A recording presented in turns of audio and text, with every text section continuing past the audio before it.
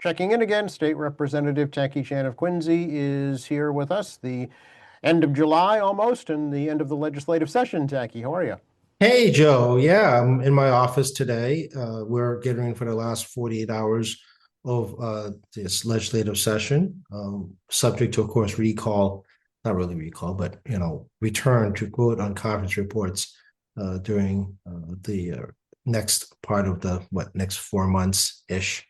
So we do expect maybe six odd, maybe more, conference committee reports that are still pending as the conference committee members try to work it out between the three House and Senate conferees, including a major bill such as the Economic Development Bill, which we will have to wait to see when that may or may not pop up. So, it just dawned on me, they might have a little bit of an issue since all bonding requires a roll call vote.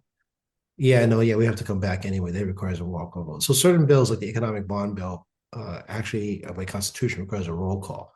So and all conference reports require a roll call. So as a result, we're going to be on a basically on-call basis with no schedule going into the next 4 months of the year. And of course, informal sessions continue. And we talked about this multiple times. And you've caught me in the holiday season trying to move bills out before the close of the formal close of the entire session, which is the day before swearing in day.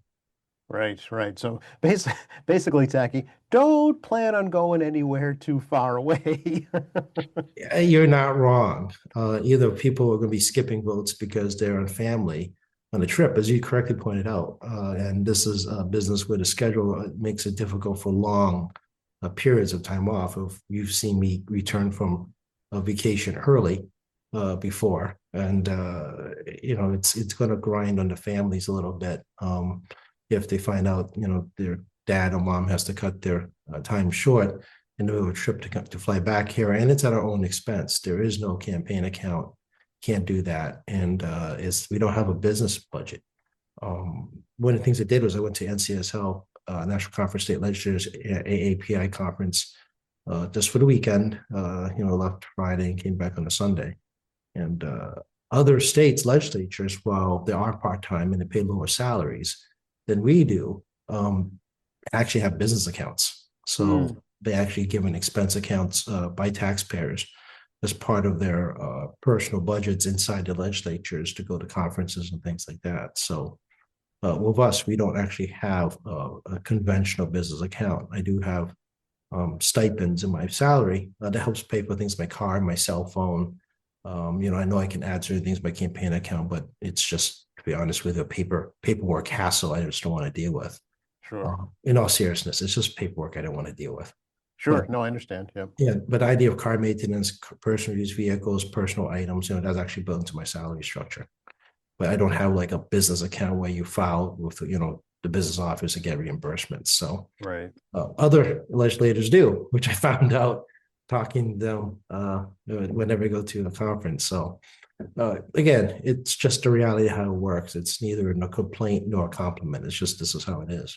Yeah, no, I understand. I can understand that too. And a legislature that lives out like in Long Meadow would be more prone to, ask for transportation allowance than you in Quincy, right? That's correct. I mean, the wear and tear on vehicles are different depending where in the state. And as you all know, I go to local events and occasionally I go way out of Quincy to visit other folks. For example, I went to Lowell at the request of Representative Hung to visit his small businesses in his district. So, as the chair of a committee, if a member asks to come visit their district for whatever reason on official business to talk to whomever they would like me to talk to, we do our best to accommodate all members. Mm-hmm. And sometimes we get a field trip to drive around different part of the state to go see things as part of a committee chair of various industries. And of course, running around at home. Amazingly, when I think about it over many years, I actually use my car more for work than personal. My idea of personal business is getting to the supermarket, pharmacy, and maybe movie theater. Sure, sure. Like everyone, yeah. Yeah, so that's the extent of that of my really dull life. Um, so, so yeah, There has so been a flurry of activity, though, in the legislature this past week. yeah, we have some cops reports ready to come out. We have the so-called Protect Act that we're going to vote on today that better create some data on this undocumented immigrant ICE pickup. One of the challenges we have is that we don't know where anybody is. We actually prefer it if they are in our county or MCI system because we can account for people. One of the things, if you can imagine, is that your loved one has been taken custody for whatever reason. Forget about illegal, undocumented or illegal status. Forget that. Imagine you just have anybody's loved one taken by law enforcement, whether it be state, city, feds, whatever, and then taken to a facility for holding, and then disappears. Mm-hmm. You don't know where they moved second, and this applies to our situation on documents. At least family members and their attorneys should know where they are. And we want at least that minimal level of accountability so we can identify them and people know where they are. I mean, imagine you had to go through that. So, we have some of that stuff reinforced the state's role regarding our engagement with the federal government. You may maybe not be aware, but the federal government gives almost no notice before they come in, including things like drug busts by the FBI. The local and state police gets like 15 minutes notice, and not to speak of past politicians, but also includes politician and government officials corruption investigations. They don't alert the state local enforcement to about 15 minutes before they show up and make the grab. So people have this misconception that the state and local governments fight the federal government. That is a farce. But the reality is that the federal government law enforcement agencies act independently of state and local, unless it's a joint operation as agreed upon in the past. Right. To be honest with you, they don't trust state or local law enforcement. It is really that simple. Yeah, it must be frustrating because family will reach out to like you as a state rep or their senator or their congressman to try and get information, and you can't tell them because you don't know. Well, yes, and because they have legal representation too. If you're already in a application process as a refugee or seeking asylum or legal status, or even if you're in a legal status that expired and trying to get the renewal going, because it's not like the federal government moves all that quick. For those who have actually helped do federal forms, and that's exactly what I call it, like really good at it. I mean, bureaucratic slowness is an understatement. Your council can't find them, and this is, a real concern. Going to NCSL Asian AAPI's caucus over the weekend, and we had a conference, and this is one of our conversations where in other states, and not Massachusetts, but also Midwest states, political affiliations are relevant. Family can't find their loved ones because they just moved them from holding immediately to another location as quickly as possible to keep it very difficult to find. Now, you're like, well, that seems reasonable. If you're that kind of person listening to me, you think that's reasonable. I will tell you that other places that do this includes places like Venezuela, where it is still happening today, where they will take someone off the street, move them to one location, you're unable to find your loved one, and then try to move to a second location before the loved one's able to identify where they are. Yeah. And you can look up many articles in other countries like Venezuela and other locales where their local law enforcement or their government law enforcement, it's a little tricky, right? You have law enforcement and you have like, special police kind of thing. Right. Take folks and then they just, vanish. And even the Maduro regime change, they made a little bit of concessions to the president, but more recently they've stopped and gone back to the old ways. So again, I like to tell people, put yourself in other people's shoes before you make judgment. Yeah. So this Protect Act, Tacky, what would it do if it passes? Honestly, it does a lot. Mostly, basically better reporting. Okay. To our prison systems, clarifies state and local government roles regarding engagement with the federal government in general, not specifically this one issue. To date, no the state or local government has taken on cooperation with the federal government on particularly the ICE issue, to our knowledge. And we also do a few things such as providing greater assistance for human trafficking victims. There is a program that the state has with the federal government that still exists regarding human trafficking victims, regardless of legal status. In similar situations, whether it be different kinds of trafficking, I'll let your imagination decide the trafficking type.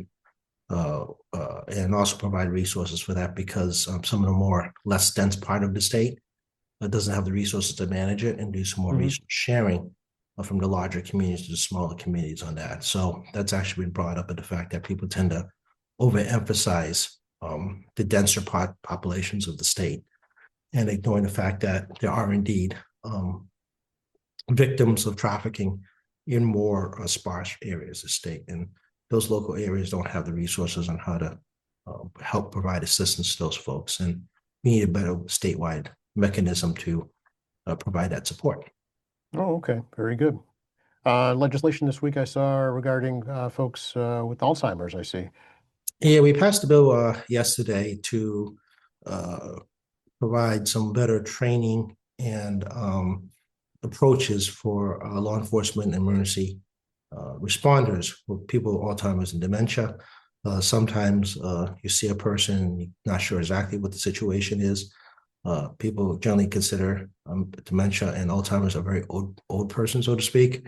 But dementia can set in at a younger age. And I think both of us have seen folks with cognitive issues at a younger age, and uh, emergency management and law enforcement, identifies but doesn't actually always know how to approach. Similarly, we did this with folks with autism, so-called blue Mm. card, a bill we Yes, passed right. also Yep. earlier. So it's under that same principle of better law enforcement training for identification so they can properly respond to the situation. Again, like I said, we both of us know people that have cognitive issues at a younger age that was No, there's unexpected. there's a term actually, medical term, early onset. Yeah. Early onset, yeah. So I think people like misconceive that it's just a senior issue, and you could be in your 40s, and Hmm. emergency management, emergency medical shows up, and the behavior they're trying to, they can't identify behavior. Right. So we do that stuff. We require better regulations and codification. We actually codified some regulations that hospitals and DPH have been working on dementia and Alzheimer's care to create a more uniform system. We authorize and through DPH to set up better regulations on allowing family and loved ones to stay after hours in hospitals, and also to have emergency contact immediately by hospitals when an Alzheimer's or dementia patient shows up, Mm. so their loved ones are notified immediately, Hmm. or guardian, whatever the case may be, that your loved one is here, the hospital, and this is what the circumstances are. As we've seen through Amber Alerts and other types of reverse 911 text messages, individuals, with dementia, Alzheimer's, early onset may find themselves lost. And, your guardian, loved one, caretaker, whomever, gets freaked out for obvious reasons, just Sure. any of us would be. And, we want a system in place where if it ends up in a hospital or medical care setting, that, they can find you right away. So Yeah. working on, like to work on that program with DPH. We set up a whole special department who's charged with doing that. Oh, very good. Okay. So, and then we also, do some more insurance coverage regarding home care assistance in that area, which is also very important. So yeah, this is very important bill, as Mm. many of us are caretaking. Whether it be a sibling, aunt or uncle, or a parent or grandparent, then this type of situation comes up. Yeah. Yeah. Speaking of home care, I know there's legislation too to better regulate home health care providers, right? That one's pending. We're getting rumors around the building that we may see a conference community report maybe today. Under the rules, we have 24 hours to vote after it's been filed. And when it be 24 hours, 24 hours exactly. So Okay. it's filed at 7 p.m. today. We can't vote on it to 7:01 tomorrow Okay. or later.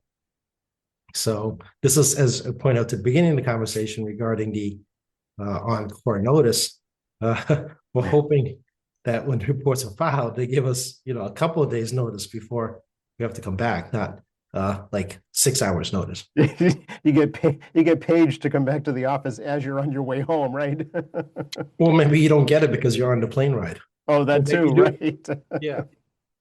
So, yeah, as you can tell, there's all these scenarios of coming up regarding the voting for country reports. But hopefully we may see a couple more come out later tonight and vote on tomorrow. But I can't predict how it's going to go in No, conference. obviously, yeah, I understand. Yeah. Yeah, and conference committees can get completely side railed. Hmm. If the conversation's going well, but the last 10% of the conversation gets side railed, then the conference committee stalls Yep. until they figure Yeah. out how to get that 10% done. So, a lot of unpredictability here. Right. Yeah, exactly. I saw earlier this week, the lottery is online now, parts of it anyways.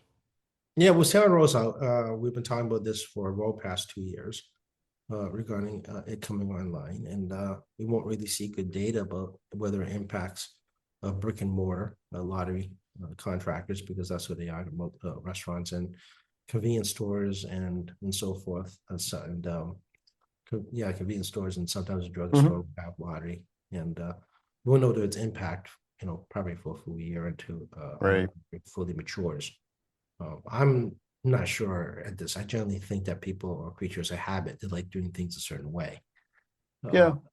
and you buy your staples, and then you pick up a lottery ticket as part of the process. Yeah, I think that's true, although it might appeal to younger folks, although I know the age limit is 21 for online, not 18.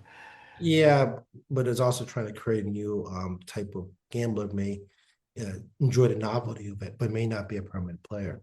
So Right. one of the things that does happen with these sports betting or online lottery or anything else is that there's a novelty factor. You get this initial burst of players, and then as it matures, people who enjoy it will stay. People like did it once or twice and decided it wasn't for them will move on, and Yeah. that takes some time for that to shake out. People under the misconception that if you enjoy gambling, that means you enjoy all forms of gambling. That is not true. Hmm. Hmm. You may enjoy slot machines, but you won't touch a blackjack table, or you like Right. cards, but you're not interested in betting on horses. It is not exchangeable type of entertainment, and that also applies to addiction. People who are gamblers don't always gamble in the same thing. You may be a mahjong player, for example, if you're Chinese, but it doesn't mean you're going to go play five card stud. Yep. No, that's very true. And people are creatures of habit, it's for sure. Yeah, that applies to the addiction side. Yeah, well, that's true too. Yeah.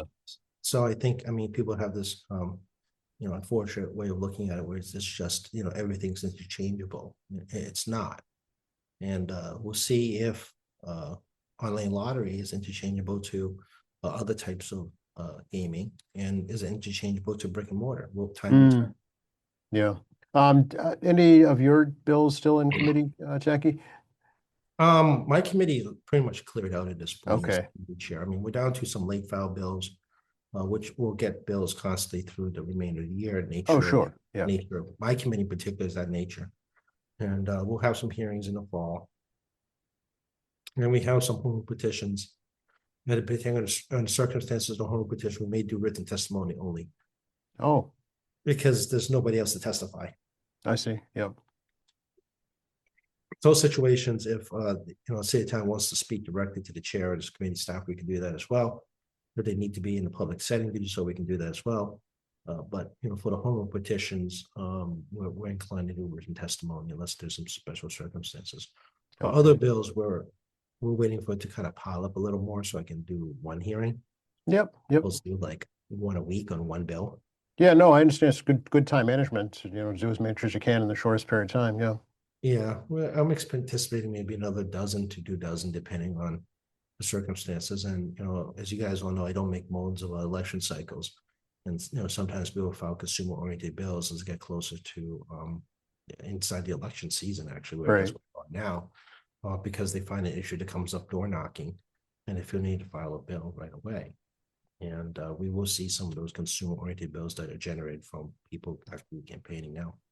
Okay. I can't remember, help me, did the energy bill pass? Energy Bills in Conference Committee. It's in conference. Okay. Yep. The House Chair of that is Mark Cusack, our good friend from Braintree. So that's still underway, and we'll wait and see how that continues to materialize. Okay. All right. Some interesting news about the economy this week we can talk about, right? The economy as a whole grew a little bit, not as much as folks had hoped, and interest rates did not change. Yeah, GDP came in at 1.2%. That's a little light, but also not that surprising given the fact that you had the war in Iran, and when gas prices go up, people redirect their spending. As we talked about before, grocery stores on the whole are looking at a shortfall. They're actually looking at revenue decline because people are really tightening their budgets on what they're purchasing and moving down to lower priced items, which has a ripple effect, as you can imagine, through the food industry. With supermarkets being a retail, moving back up the chain on profitability and costs. And the K-shaped economy is continuing to be proven. Every economist studying this still reinforces the fact that people at the very high income bracket, the top 5% or so, is basically supporting the consumer economy. They're basically consuming, not quite, but closing on half of all consumption. So you got a very tiny portion of the population holding up the whole thing. While 95+% of us are trying to hold up the second half of it, showing a very big gap in spending ability tied to income. And of course, cut to government programs will impact that. So, we already had our experience with SNAP, which 20% of all grocery stores depend on SNAP. But the president also announced the end of Medicaid Part D subsidies. I saw that, yeah. So if you're getting assistance on your medication through Medicaid, that's being cut, which again will shift costs as any consumer. If your medical bills go up, it's going to shift your costs regarding consumer goods, which we'll probably see more of as we go into the fall period, about how much people can actually spend. And fluctuating gas prices and fuel, natural gas and other fuels is going to make everyone crazy, and that includes your electric bill. At some point, in fact, Quincy is aggregated, so you won't see a big flux. You won't see any flux in your energy bill. But other parts of the state, including industrial customers, may see a massive flux in their energy side of the bill because of the constantly shifting situation in the Middle East. Yes. Yeah. That's a big part of it. Inflation came in hotter than the Federal Reserve would like, at 3.3%. It's much better than the 4.2% it was 2 months ago. But still, it's big drop, but it's not big enough drop. And we talk about this all the time, but you and I will fit this in our pocketbook, so we're very aware of this. And then you also look at the Federal Reserve, Chair Walsh, a second press conference, they not leaving short-term interest rates alone. That's not a surprise. But what is a surprise is that 3 members out of 12 of the board voted to increase rates, which means it's more than 3.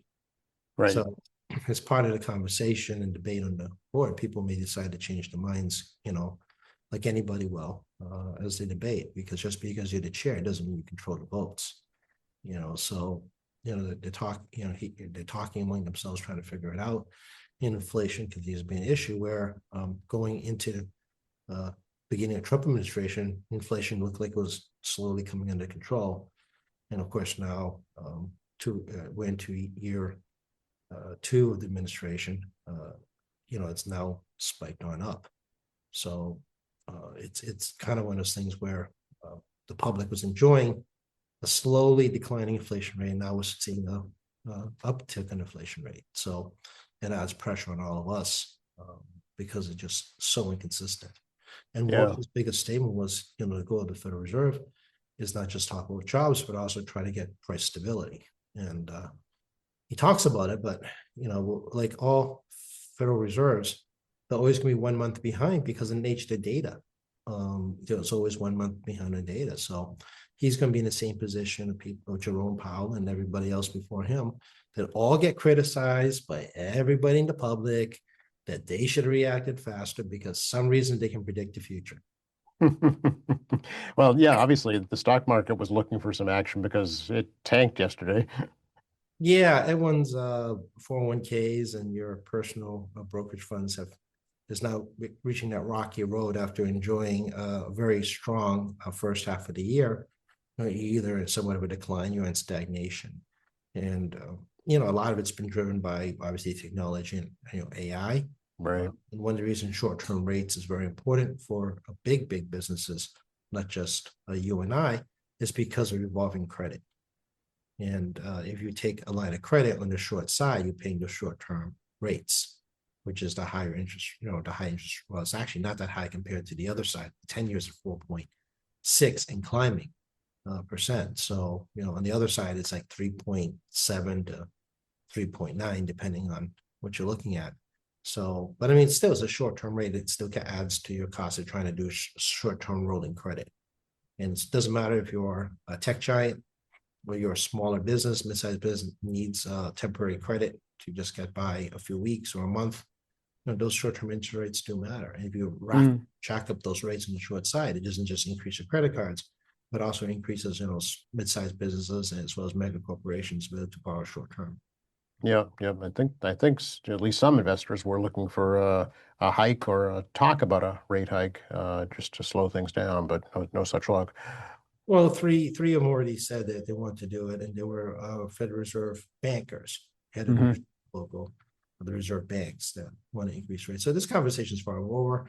There's Woods Hole coming up where they do the retreat in August, and other experts in on the economy to have a conversation. And the last time they had a conversation with Hole in 2022, that resulted in a massive market drop because they were actively discussing rate increases on a plan to curb inflation.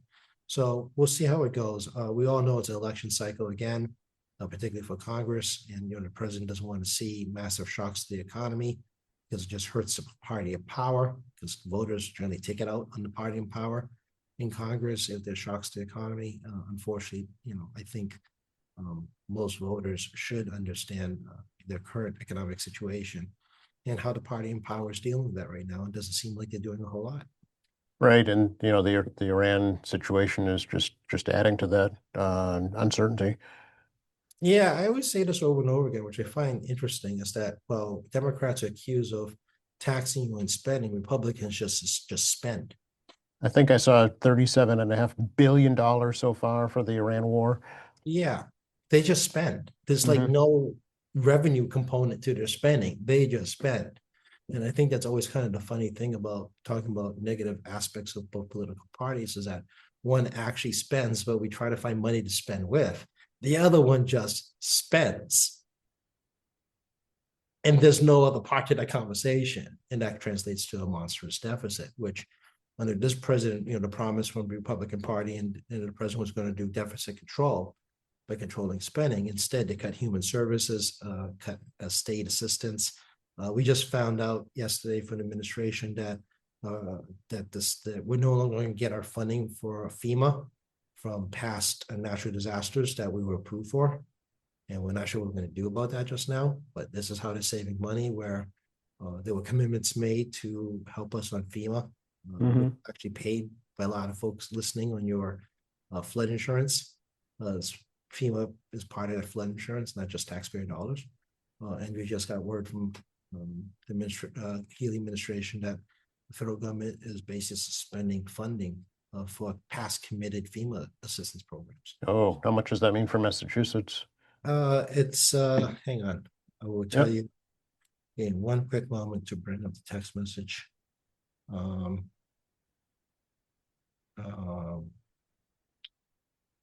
looking at $7.1 plus million. Okay. Communities are affected the most: like Gloucester, Hull, Marshfield, Nahant, Quincy, Rockport, and Situate. They are caused from repairing damage from past hurricanes, especially Sandy and other tropical storm nor'easters, etc. So it doesn't sound like a lot of money, but it's a lot of money. We're going to be short $7.1 million in these communities that affect us as well. So yeah, what does that mean? Is that like seawall money, things like that? Seawall, coastal repairs, yeah, everything else, and it's money that's spread out. It's not like they dump a big chunk of change on us right away. They give it to the state gives it to local governments. So, I see. Okay. So there's a very simple example of the Trump administration having direct impact on the city of Quincy. As a homeowner, you probably don't see it directly, but city government has to deal with the fact that it can't, that relied on FEMA money for, paying off bonds or whatever on past repairs, and now that's not going to happen. And yeah, is that money that's been spent and they were waiting for reimbursement, or no? Well, you kind of have to spend money if your seawall's down. Yeah. Okay. It's not like you leave the damage behind waiting for FEMA money to come up. You have to deal with it right away. All right, so you have to find another source to pay that off then, right? Yeah, the word from the healing administration is they're trying to figure it out now. Is as we said over and over again, we've really tightened the budget, uh, Mm, preparing for a potential October 1 federal government storm on program cuts and other things. And once we get those solid numbers, we'll see how much money's left yeah. in It'll be reserve. October, right? Somewhere at the end of Yeah, October. yeah, October 1 is when the federal government fiscal year begins. Okay. So we're holding a lot of money back right now, Yeah. trying to get ready for whatever's coming along, Yeah. including, which I said, $7 million, which I'm sure is going to have to be part of some reserve account spend down the road. Yep. Yep. Yep. But there were no, I don't think there were any gubernatorial vetoes in the budget, were there? There were none. Yeah. We pretty much kept it very tight. Both branches try to keep it as close or as they can to the governor's numbers. But even folks like myself, with the speaker in the district, looked at earmark reductions. So Mm, most of us got a little bit of something, but hmm. all of us took a bit of a shave. And just Yep. because I live in the same district as the speaker doesn't mean I was immune from the shave. Yeah, no, no, of course, I understand. Yeah, I think I read Quincy's getting an extra like 2.2 million in local aid this year. Yeah, that's part of the formula. Predominantly local aid is driven by Chapter 70 funds, Hmm. which is the Chapter 70 formula, which we've completed the 7-year component of that. And the continuation of that formula will move forward until we do another change down the road. So it's about $79 million, just two things. It's unrestricted local aid, about 24-ish million, Yep. and the remainder is about 45 million. Plus, that gets you to almost 70. It's actually slightly over 70 million, Yeah. $79. Um, For school department, right? The yeah, education. just Yeah. for schools and unrestricted. Unrestricted means you can spend whatever you want. Right. Chapter 70 must go to schools. And it does. I was looking at the cherry sheets the other day. Just we're talking about including things like reimbursement for veteran services. Like we spend $1 million on veteran services in Quincy.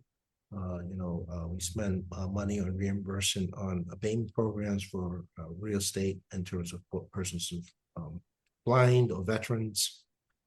For seniors on a real estate abatement, we reimburse a part of that as well. It's not 100% city reimbursement, city covered. So there's a lot of little things going on, and we also got some money for hazmat for the fire department, again on training and equipment. There's like $55,000.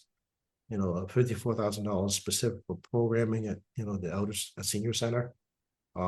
We put down about 50 grand for the Quincy High School baseball practice fields. So we spread a bit of money out there by earmarks, not just through the local aid formulas, and other support services you may not know about. Like, for example, we support the Thomas Crane Library. We actually have a line and for library. We have charter school reimbursement, right? We have that too. So when you add all that money up, it starts to compound. Not quite $100 million, but it starts to really build up. And other facilities that you may not be aware of is like the New England Aquarium's Marine Life Rehabilitation Center is actually located in Quincy in the Fall River. So we support marine life and ecological support through the state budget as well. So it's really kind of a lot of programs that you may not be aware of, whether it be a not-for-profit agency or city government, that we find more money the best we can beyond just basic city functions with the library, veterans, and other things. Yeah. Yeah. That's the Turtle Hospital you're talking about down at the shipyard. I have visited Turtle Hospital. It's neat, actually. It's a neat It place. is. I agree. It's very cool. Yeah. To also rehab other marine life too, depending on the circumstances. So it is a wonderful facility. Yes, it's fun too. If you can prearrange a tour, they'd be happy to show you around and see the turtles swimming around in those huge tanks down there. It's kind of neat. It is. It is very much so. So I think it's a lot of things that we don't always get a lot of attention as state officials, is how much we support our local government, as well as all the other good causes in the area. Sure, sure. Getting any sense yet for how like all this activity 250 FIFA is going to impact the state this year? Well, a lot of that economic activity was right into the month of July. Yeah. in July. Today's only the 30th of July. Yeah, okay, yeah. So I suspect sometime in September, we'll probably see the impact on that. If people can, if they want, they can look at the Department of Revenue's website regarding meals tax revenue. Mm, That's actually a very good indicator of how well we did regarding the various events this summer, where folks from out of state come in and spend their money. right.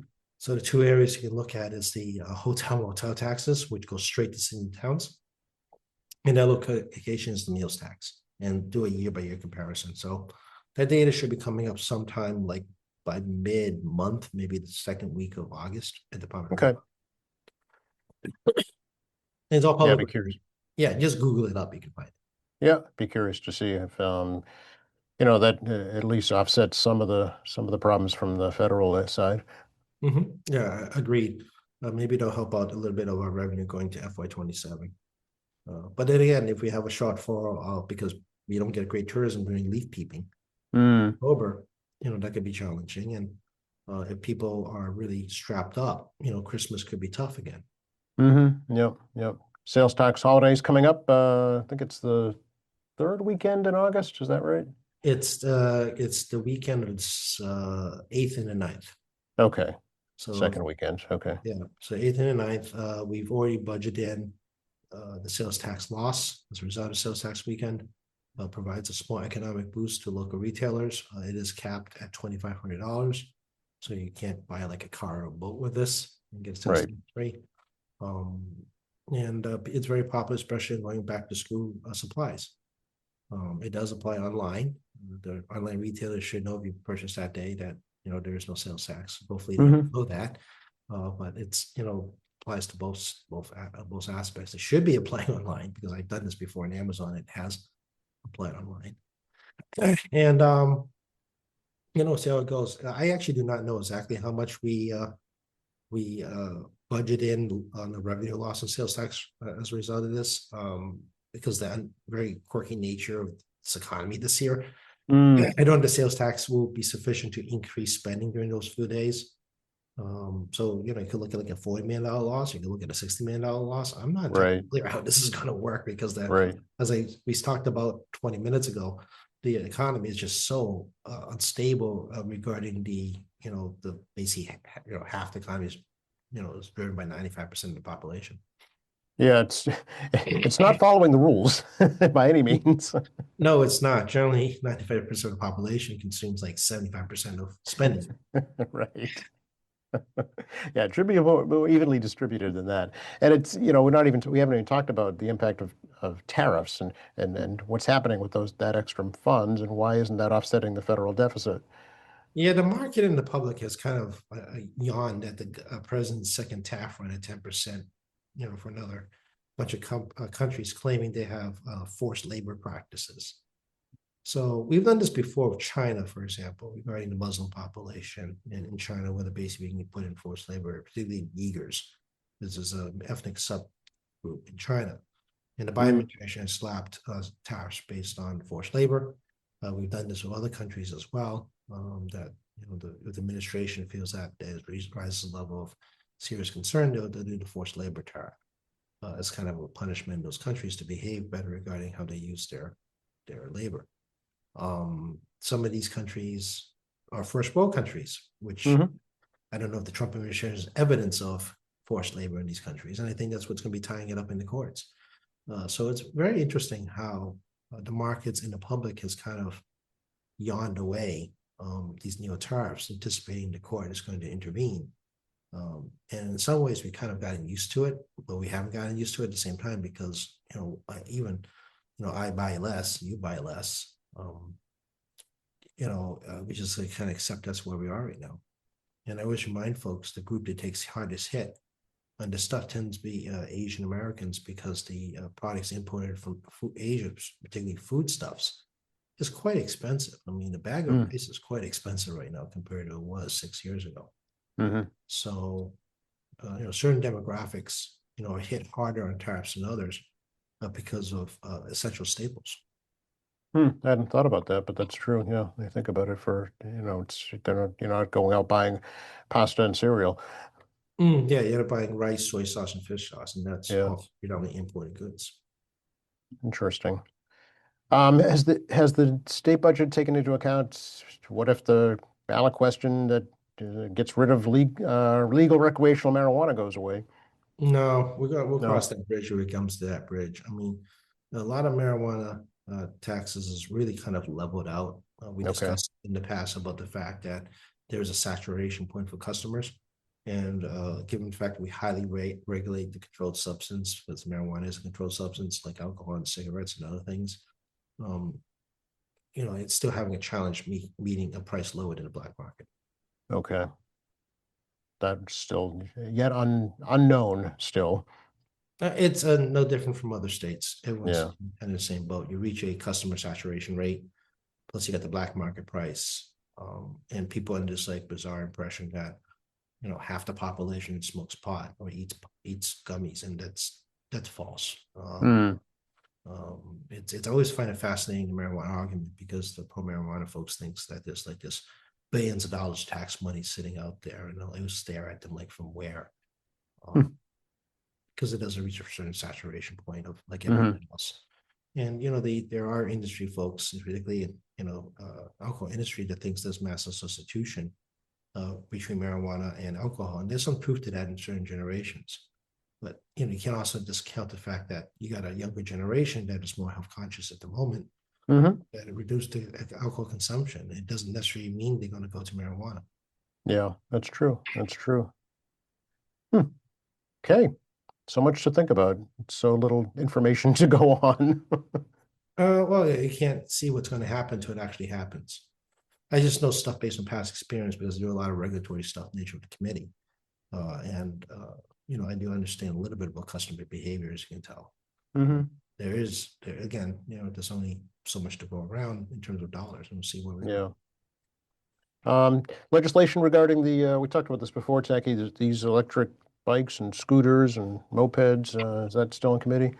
That's actually in part of the economic development bill. Oh, okay. Yeah, last time we talked about it for 2 years, the next week we talked about it. It was like, That's hey, right. guess what, Joe? So that's sitting in the economic development bill. There's a lot of stuff in the economic development bill of public policy, which I kind of scratch my head if it is or is not economic development. For example, the Senate put a lot of criminal justice reform into economic development bill. Yeah, I know. You give me that look. Yeah, I know. I had that look too. Look, I know. Okay. I don't know. But it's the Senate. I can't speak for the other branch. But that's kind of the challenge in economic development because it's become this real melting pot of random public policy that the conference committee has to work out exactly how much they're going to keep and how much they're going to get rid of. Interesting. Okay. All right. Well, that'll be a discussion point for the fall. Well, when we get a conference report, hopefully I'll have more to tell you what it looks like. Okay. Well, be sure and call me immediately so we can do a quick tacky talk about just that, I think. Well, as you all know, just because the session's ending doesn't mean we don't continue a conversation once a week or every 2 weeks. Oh, absolutely. Yes, because we still have to see Tacky on vacation. Tacky in a bathing suit. No, that'll never happen. No, that is never going to happen. At least not in the water. Well, as we all know, I'm not a big fan of being in the water. That is very true. But in the off season also, hopefully I'll get a bit of time off. As you all know, I've been in a lot of stress the last couple of months. And still undergoing the stress. So well, also we got opportunities to see where we are on things that get into conferences. I mean, the National Conference State Legislators Energy Committee, I'm still on to have a conference in it's middle of November, for example, that Hmm. I'd like to actually get to. I missed the last one because of the nature of what's going on with my family at the time. Certainly, yeah. So, those are kind of things that are educational that I really need to get off my duff and see and visit because as we've discovered, Zoom is great, but I love having my sidebar conversations in places where it's over a snack or coffee or lunch.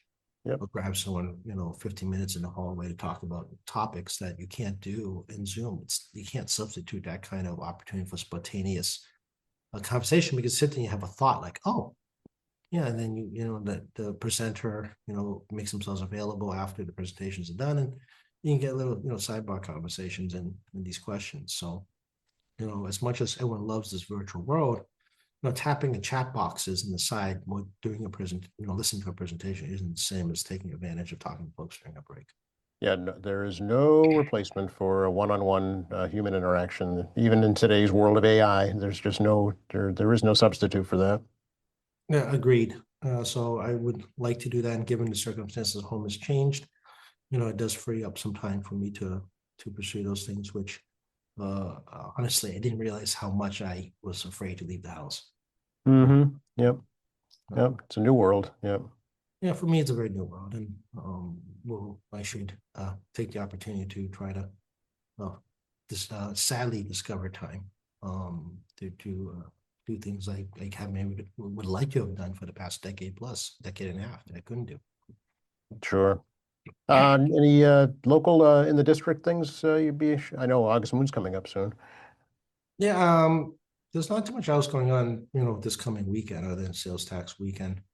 Um, I'm trying to think if there's anything particular. There's nothing particular going on in the next couple of weeks that I can think of. I'm sure there'll be some more events down at Kilroy Square. The Hmm. market's still going on. The mayor does a great job on family events through the summertime. So I'm sure there'll be some stuff in front of City Hall again. Yes, there's a 70s and 80s dance party in August. Yeah, they do a wonderful job with that. Yes, yeah, and still plenty of stuff going on Wollaston Beach too.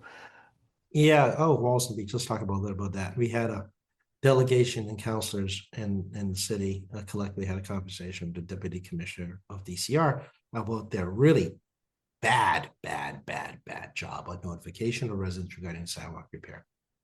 No, we all love sidewalks. However, you should let residents know you're coming to do your sidewalks. And we are very, very disturbed and disappointed by the lack of notification, which the sidewalk repair will go from the length of Queen Shore Drive right to C Street. And when you get past Furnace-Brook Parkway, it'll be both sides of the street, C Street down to sidewalk placement.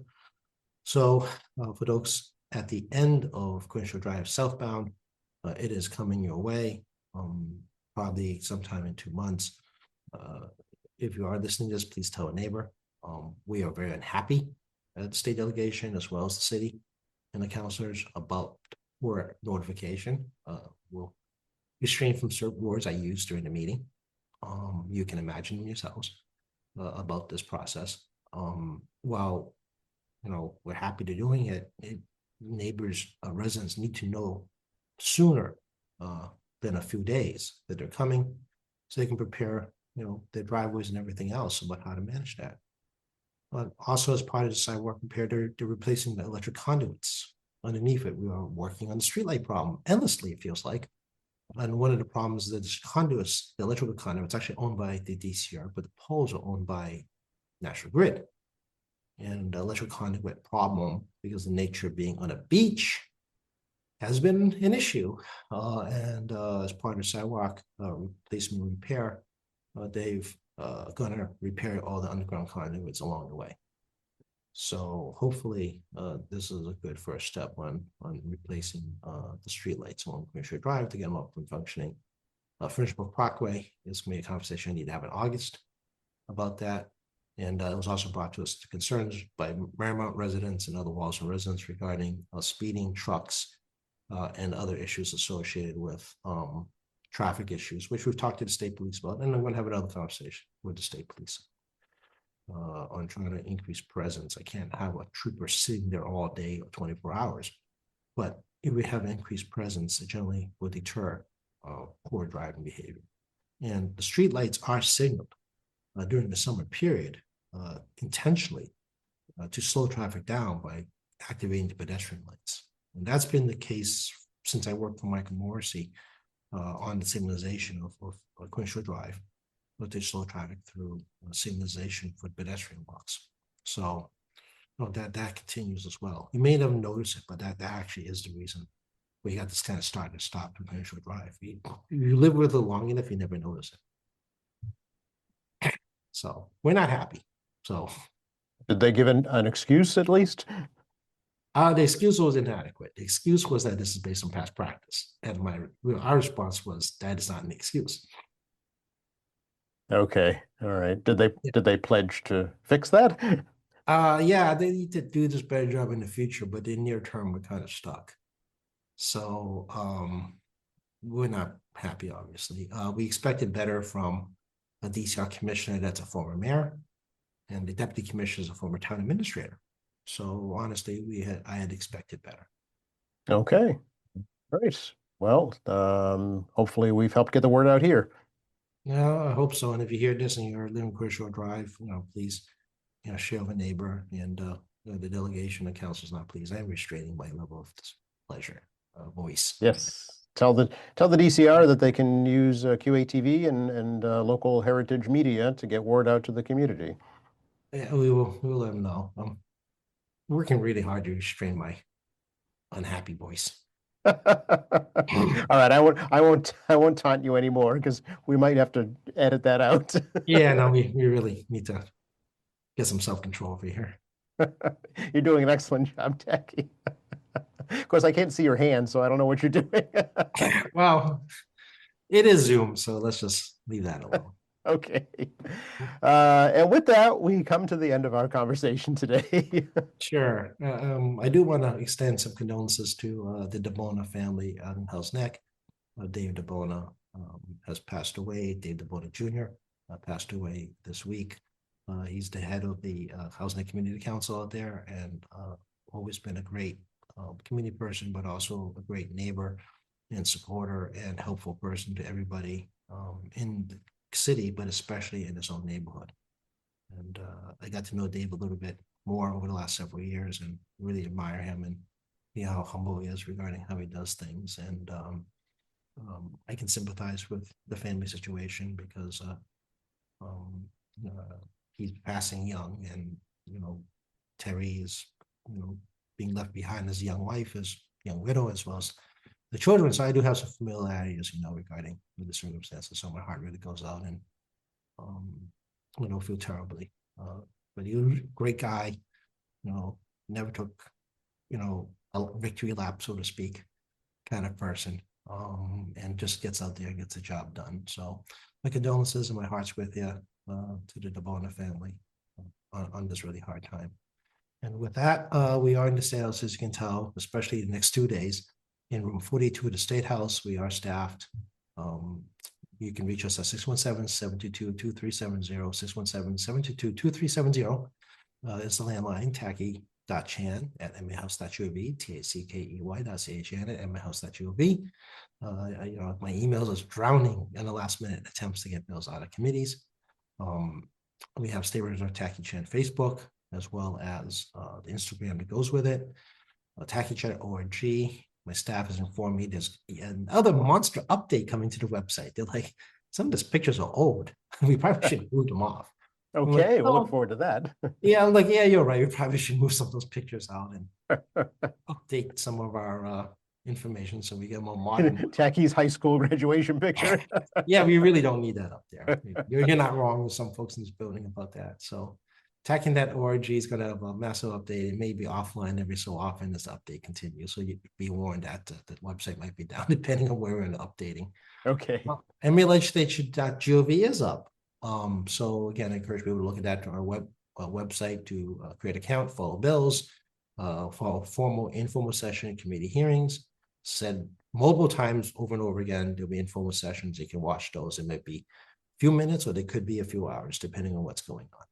Informal sessions. And then we have Here and Joe every week or two at QATV at qatv.org. Anything you guys want to talk about does not have to be about politics or public policy. It could be about movie or sports or cooking or whatever you like to talk about. And if someone doesn't like what you sent in because we're trying to accommodate folks, well, I'll let Joe know too that you didn't like that viewers ask. So trying to create some controversy here, folks. We're trying to create some stimulating new conversation. So send Joe along at QATV at qatv.org if you want to listen to something different. And of course, check out Joe every morning, as this 10 a.m. newscast, giving you an update on things Quincy and around the world. Excellent. Next time we talk, it'll be August. Yeah, it'll be more than half the year is done, and we can talk a little bit about the shakeout, what's going on in the next 2 days. Sounds good. All right. Thanks very much, Techie.